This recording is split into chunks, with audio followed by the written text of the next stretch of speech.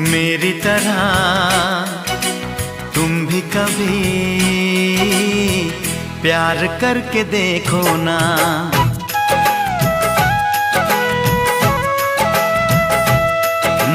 मेरी तरह तुम भी कभी प्यार करके देखो ना। चाहत का मुझसे सनम इकरार करके देखो ना। कितना मजा है, कैसा नशा है, कितना मजा है, कैसा नशा है, प्यार करके देखो ना। मेरी तरह तुम भी कभी प्यार करके देखो ना।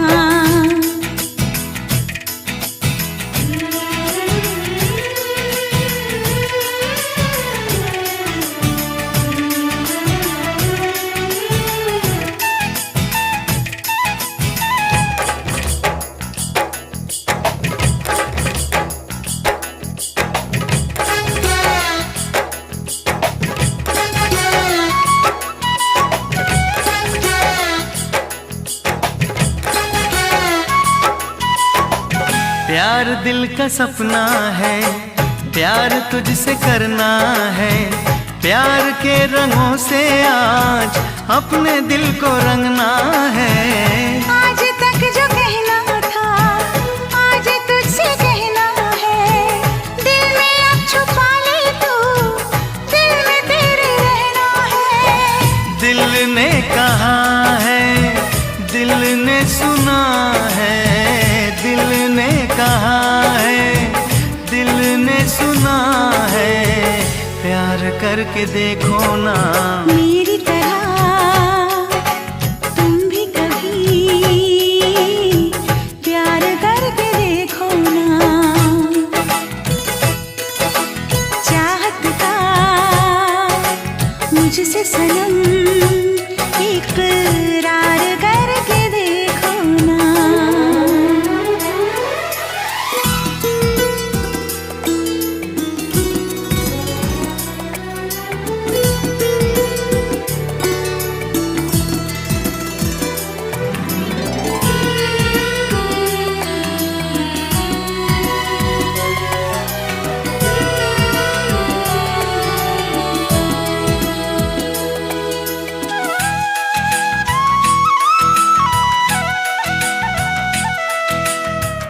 इस तरह से देखो तुम सादगी बिखर जाए।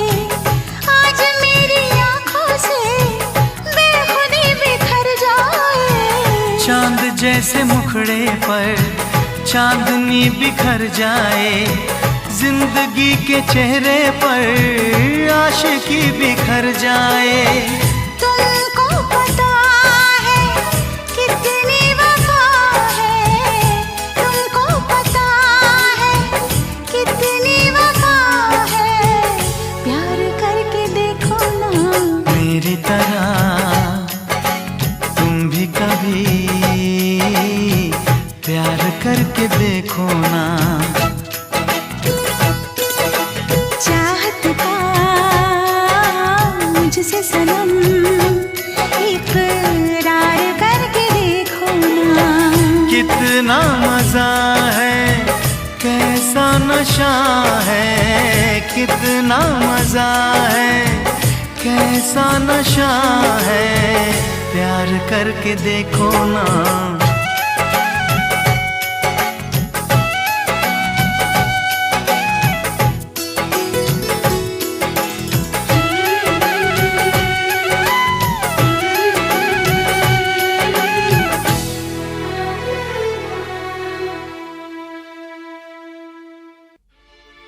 मैं टूट के सनम ऐसे ही तुझे चाहूंगी।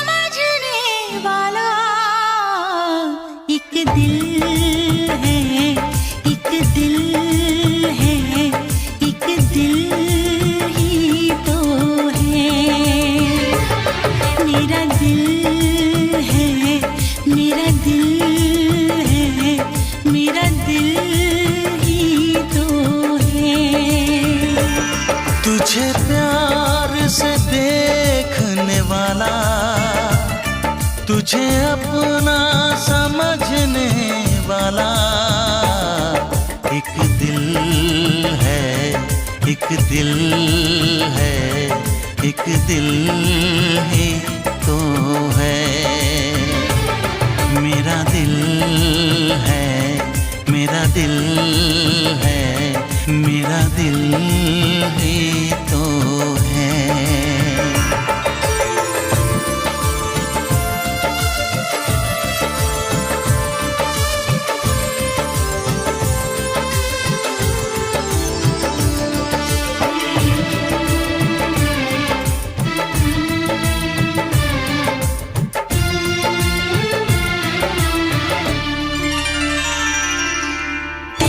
सबको मैं आज दिल भर छोड़ के आई, रस्मों के कसमों के सारे बंधन तोड़ के आई। देखो मैं तो देखो सुने यार को जब पल के उठाऊं, जिंदगी बना के मेरी जान को मैं सांसों में बसाऊं। तेरे इश्क में डूबने वाला तुझे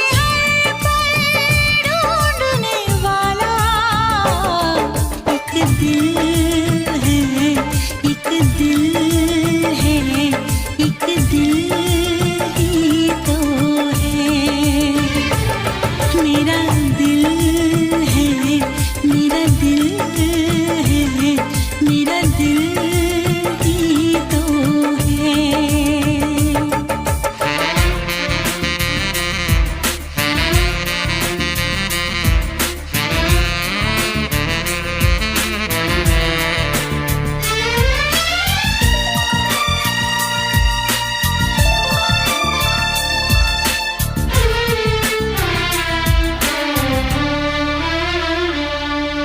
आजा तेरी सुनी सुनी मांग को मैं तारों से भर दूं, सजनी दीवानी सारी उम्र अब मैं तेरे नाम कर दूं। सारी दुनिया को मैं तो भूल बैठी बाहों में आके, ऐसा लगा सब कुछ पा लिया है तेरा प्यार पाके। तेरे ख्वाब सजाने वाला, तेरी दुनिया बसाने वाला एक दिल है, एक दिल है, एक दिल ही तो है।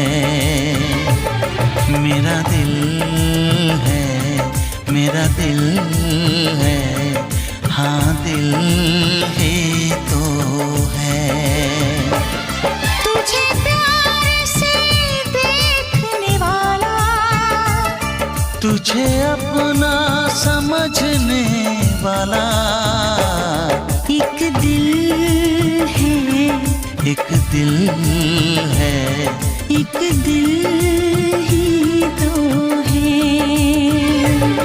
मेरा दिल है, मेरा दिल है, हाँ दिल ही तो है।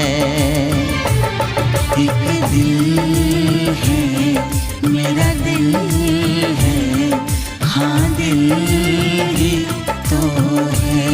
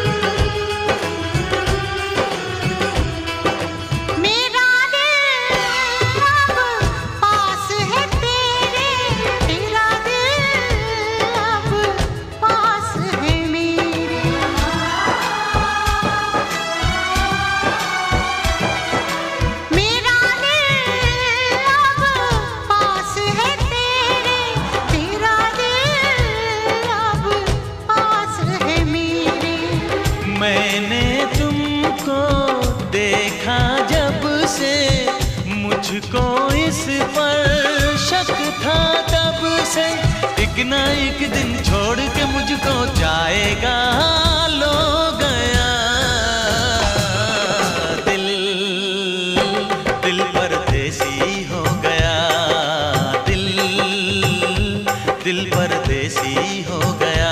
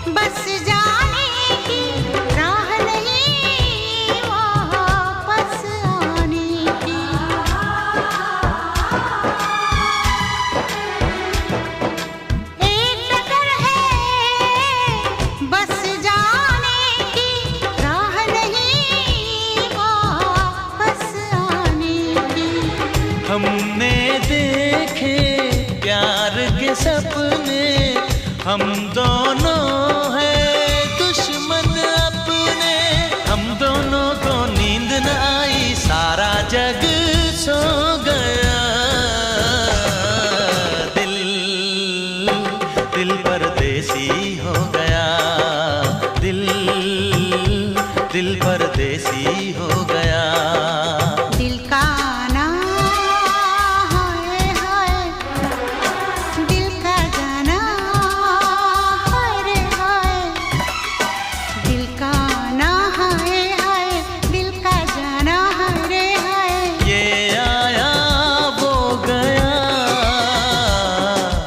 जाने कहाँ खो गया, दिल, दिल परदेसी हो गया, दिल, दिल परदेसी हो गया।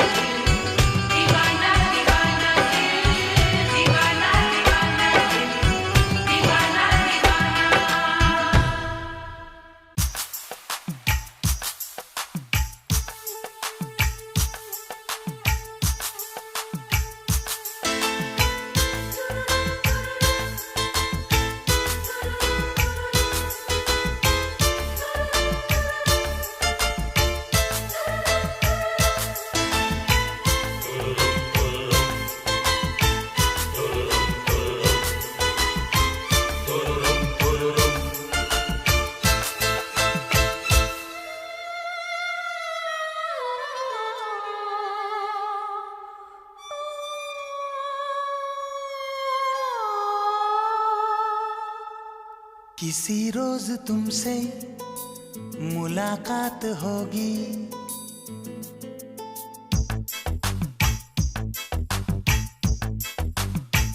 किसी रोज तुमसे मुलाकात होगी, मेरी जान उस दिन मेरे साथ होगी, मगर कब न जाने ये बरसात होगी।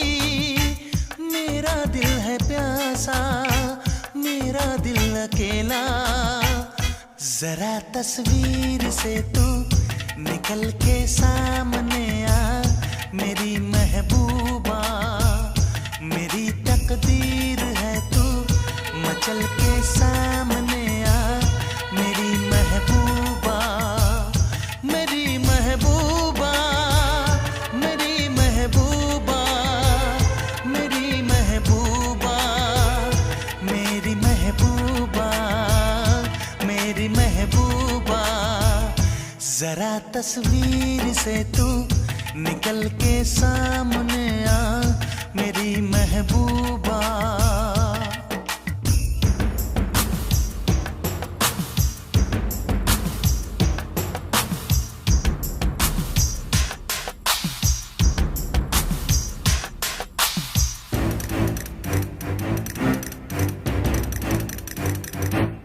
Obla-dee, dee, dee, obla-da, da, da, obla-do, do, do, what to do? Obla-dee, drum, dee, drum, dee, drum. Obla-da, drum, da, drum, da, drum. Obla-do, drum, do, drum, do, drum. We love you.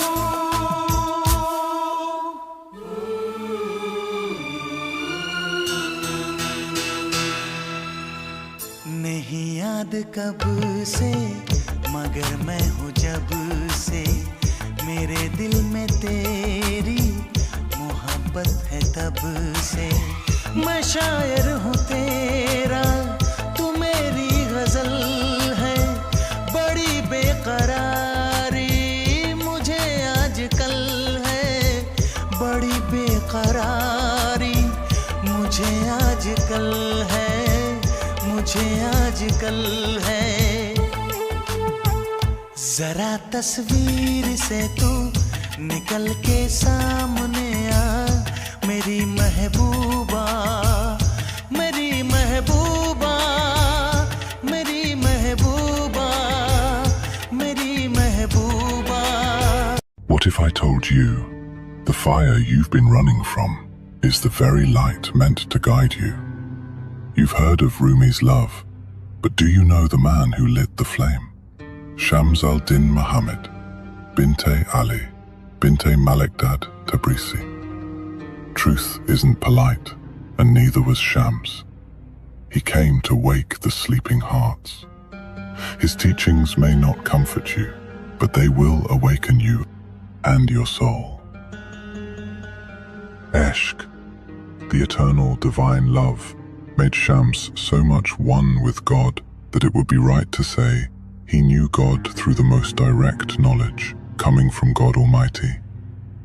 He says, "This word Eshq of mine is so dense and complicated. Even if I say it 100 times, something different will be understood each time. However, the real meaning still stays untouched and no one understands it."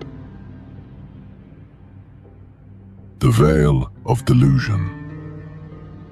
He is in love with God, and God is absolute being.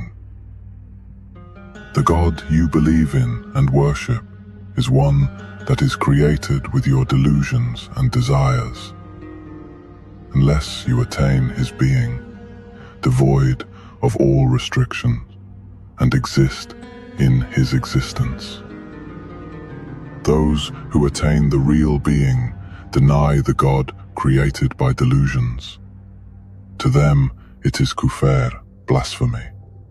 Those who are at this state veil the real God to protect the outer part of religion and become kafir, the unbeliever. Knowing this, Shams says, "These men have a point. They have no familiarity with my words. All my words become manifest in exaltation and all seem to be assertion, whereas words from the Quran and the Prophet Muhammad, peace be upon him, become manifest completely through niyaz, supplication, and thus the meaning is all evident."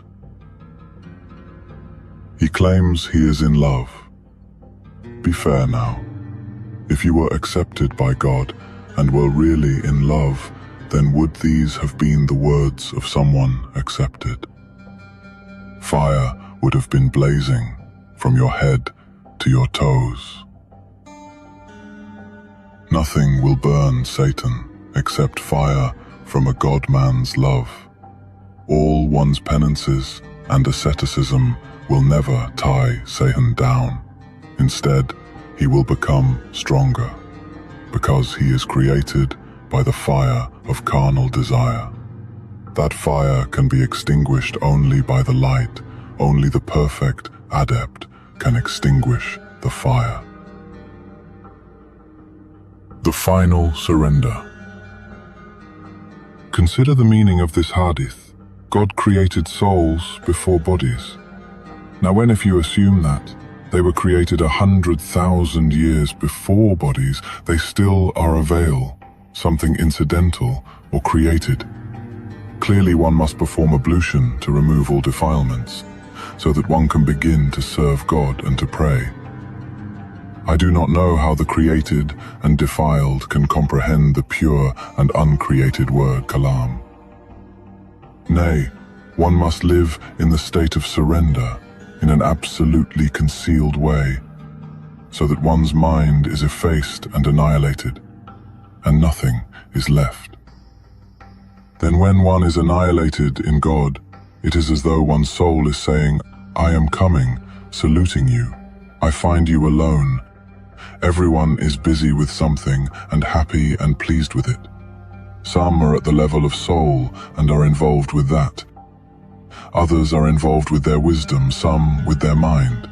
I find you with no one. All your companions have gone towards their own preferences and have left you alone. I am a friend of the friendless. This description has revealed everything from first to last, yet it remains hidden. Many seekers reach the level of the soul and experience joy within. They remain there and call it God's level, but they are speaking instead of the soul level.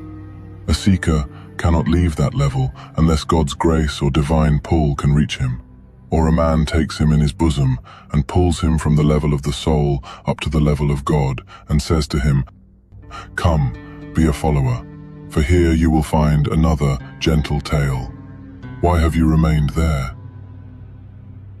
The soul had not yet shown its beauty to Mansur completely. Otherwise, he would not have said, I am God. How can I ever exist where God is? What is this I? What is this talk? Even if he had been drowned in the level of soul, these words would not have found a place within him. Where would the letters of the alphabet have been contained? One must dwell in one's heart, not in one's nature or character. Seek the heart, but then, what is the heart? Even the heart is a veil. A perfect adept dwells in God, but they call him a heart dweller. Is it not true that when the light of God's glory reaches the heart, it feels intoxicated, and when that light is absent, the opposite is felt? This state will be repeated until the heart melts and is lost, so that the heart breaks and is no more. Then only God will remain. The Aleph of Meaning. An Aleph came out from the inner world of meaning, and whoever understood this Aleph understood all, whereas whoever did not understood nothing. Seekers all tremble like willow trees, wanting to understand this Aleph, but they have elaborated too much over its veils, saying, there are 700 veils of darkness and 700 of light. They have not led seekers towards the truth. Rather, they have robbed them of it. They have caused disappointment for those who wondered how they could overcome all those veils. God commanded David to hang a chain from the sky to determine guilt or innocence. When touched by the guilty, it withdrew back into the sky. All veils are nothing but one veil. There is none but that one, and that veil is this existence. Those whose ego is not fully annihilated in God teach that God is unreachable. An Aleph was inscribed upon the tablet, soul. Sometimes we say it is written upon a tablet, sometimes upon the earth, and sometimes upon the heart. The up and down stroke is filled with its light and brilliancy. Where is the speaker? Where is the eye itself? Where is sight so that you can see? All is God. Up, down, eye and ear. All is God. The arrow of truth. Haq. What is the arrow? These words are the arrow. What is the quiver holding the arrow? The world of Haq, truth, is the quiver. And what is the bow? It is the power of Haq.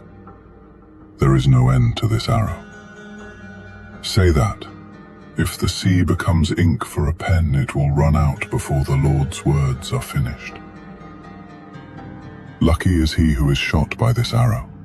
It will take him to the world of truth. There are arrows in the quiver that I cannot shoot, because no one can understand the meaning. Even those that are shot will return again to the same quiver. These words show his understanding of Eshk. It follows that his side looking at Haq, God, is infinite love, and his side facing people with Haq is mercy. Hadrat Ali says that until the Maqamul Jam, station of unifying, one should not practice tafliq, distinguish, but after having reached this station, tafriq is a must. Therefore, what Shams has said shows us that he is in a state after the Maqamul Jam. The mercy he offers to people is revealed in his words as follows: I sometimes do not greet anyone, but they should know that I always think in favor of them, because the devil has never entered my illuminated heart. There have always been angels. In some hearts there is always the devil, whereas in some others there is both the devil and angel. In mine there is always angel. Therefore, when I mention people's names, non-believers become believers, and believers become wali, friends of Allah. The merging of the lover and the beloved. 100 times he has begged me to give him a cloak, and Maulana Rumi has told him 100 times that my way is not to give a cloak, that my words and whatever you acquire from me is the cloak that I give. When the time comes, God realization, then I shall put your cloak upon my head, and you shall put mine upon yours. The illuminated heart. Such an understanding of divine love has strengthened Shams's faith in Tawheed, oneness, and Wahdat-e Wujud, unity of existence. He transcended all religions and sects. He annihilated himself within the absolute being and became absolute. He was the soldier of illuminated heart, only which he turned towards. He says, everything is sacrificed for people, and people for themselves. Has God ever mentioned glorifying the skies and heavens? There is no use going to heavens or entering the 7 layers of the earth. One should become the beloved of the illuminated heart and its owner. This is the reason why all the prophets, saints, and the owners of the pleased, fulfilling soul worked and died for. They were all seeking this. The entire universe is in one person. Knowing yourself means knowing the whole universe. As one can see, the love of God turns into respect for humans. Shams says, everyone in this world turns their faces to the Kaaba, but when you remove the Kaaba, it is revealed that everyone prostrates to each other's illuminated hearts. The prostration of one person is to the illuminated heart of the other, and vice versa. Such lovers are not easily understood by people who see things with their intellect. Actually, such lovers are like the 7 sleepers of the cave Kahf, who are always in relation with Allah, unaware of people's critics, and indifferent to extreme happiness and sadness. Shams describes this state of his as follows: God has such servants that there is no one to take on their sorrow, and no one to withstand their joy either. Others cannot come to themselves if they ever drink wine from the same jug of such servants. Those who drink that wine become drunk and lose themselves, whereas the wise who drink it sit sober in the jar. No one can withstand my deeds. It is not religiously permissible for an imitator to say what I am saying. How right are those who said, this group should not be obeyed. The mirror of the heart. Might sees grace through its own eyes, and can only see might. This slave of God tells a pagan, you belong to him, I belong to him, but you exist through his attribute of might, I through his grace. Grace comes before might. Overlook the fact that might exists and join grace. It has a better taste. This saying means that the prophet puts nothing inside his followers that is not already there. He tries to remove, with his enchanting words, the veil that prevents them from seeing the truth. The sum of the words of all prophets is this: provide yourself with a mirror to see your true self. A pure heart, the only mirror that reflects God. If you prostrate yourself 100 times in front of a mirror, it never moves from its place. If any ugliness has appeared in the mirror, know that it is your own. Do not despise the mirror. Hide the fault that you see on his face from him, because he is my friend. With the tongue of the heart, he says, surely this is not possible. Now, O friend, you say, place the mirror into my hand, so that I may look at it. Yet I cannot find a pretext for this, nor can I deny your request. But I say in my own heart, let me find some pretext not to give you the mirror. Because if I say that there is something wrong with your face, perhaps you will not accept it. And if you say that the mirror is defective, this will be worse for you. Yet love does not allow me to find a pretext. Now I say, let me give you the mirror. But if you see some fault on its face, do not blame the mirror, but something reflected onto the mirror. Know that it is your own image. Find the fault in yourself. At least don't look into the mirror while you are near me. The only condition is that you do not find fault with the mirror.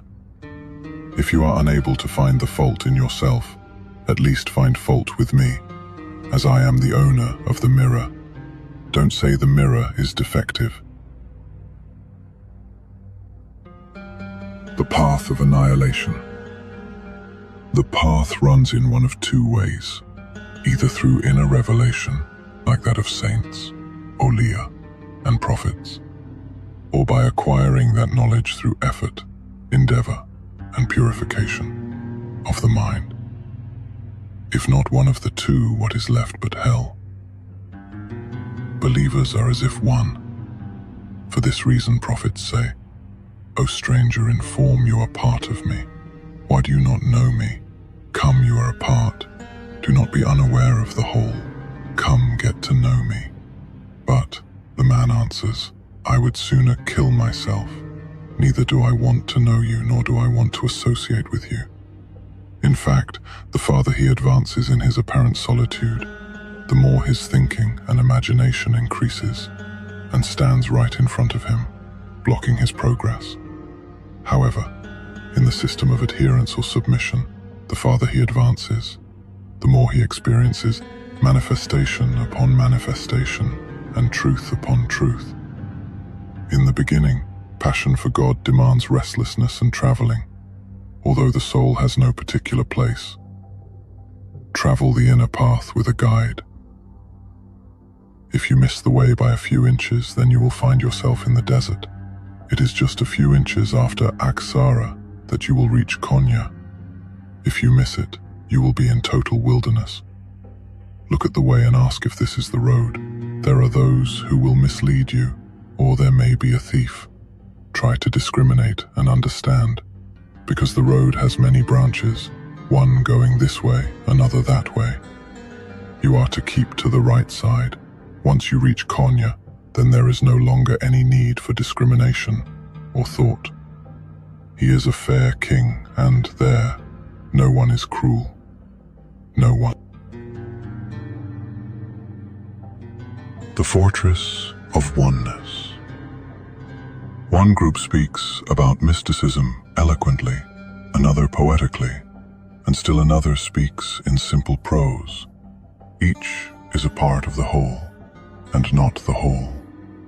The word of God, Esme Azam, is whole. Hang on to the whole, so that all the parts can belong to you, and something extra besides. Do not grasp hold of a portion only, lest the whole be lost. If a tree begins to grow in someone's garden, he should care for the entire tree, so that all the branches will be his, as well as the trunk.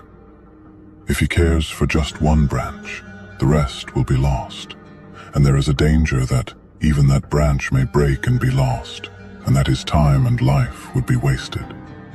It is said, one must repeat, "There is no God but Allah. He is my fortress. Anyone who enters this fortress will be saved from punishment." He said, anyone who enters the fortress. He did not say, anyone who just utters the name of this fortress. To utter its name is quite easy, as when you say, "I went into the fortress," or "I went to Damascus." By mere language, you could go in a moment to the earth and sky, to the spiritual throne and empyrean. He who repeats with purity and sincerity, "There is no God but Allah," will enter paradise. Now, when you sit down to repeat it, the brain dries out. He is one, but who are you? You are more than 6,000. You must become one. Otherwise, what do you gain from his oneness? You are like 100,000 particles, each particle taken by a desire, each particle taken by a thought. If you repeat that phrase with pure intention and sincere action, there will be no need for the promise of paradise, because it will be identical to paradise.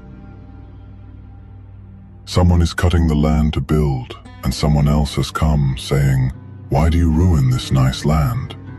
He does not distinguish building from ruining. If you do not ruin it, the land goes to ruin.